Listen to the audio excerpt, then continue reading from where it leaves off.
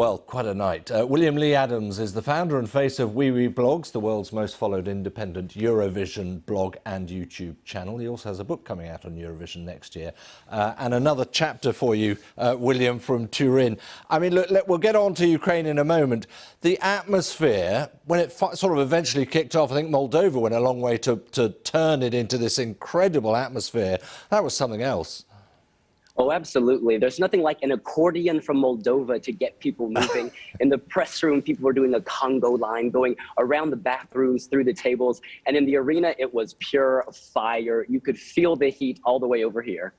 Just tell me, because I think the UK Sam Ryder's song, they were leading at what we would see as a sort of halfway point. So that, if you like, the juries felt, that the experts felt that it was perhaps the best song. But then this huge wave of, I guess, sympathy, is it, took Ukraine not just over the finishing line. I mean, they won it by a huge distance.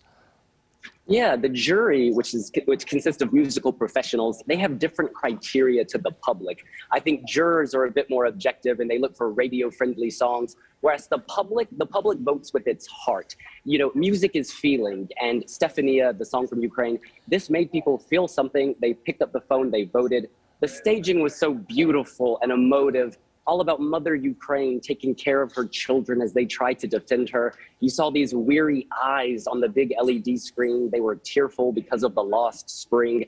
And you saw her hands, Mother Ukraine's hands on the floor, again, cradling the artist. It was just beautiful.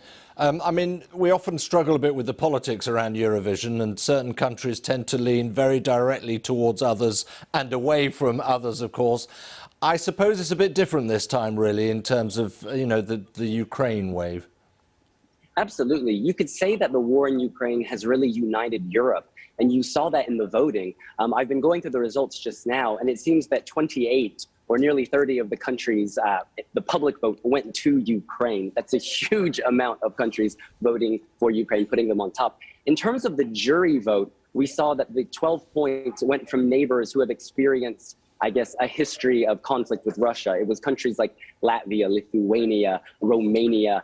So you can definitely draw a political narrative out of this. And just briefly, I mean, I know you're an expert in psychology as well. How do you manage winning the jury's vote and then coming second, albeit to perhaps a better cause on the day?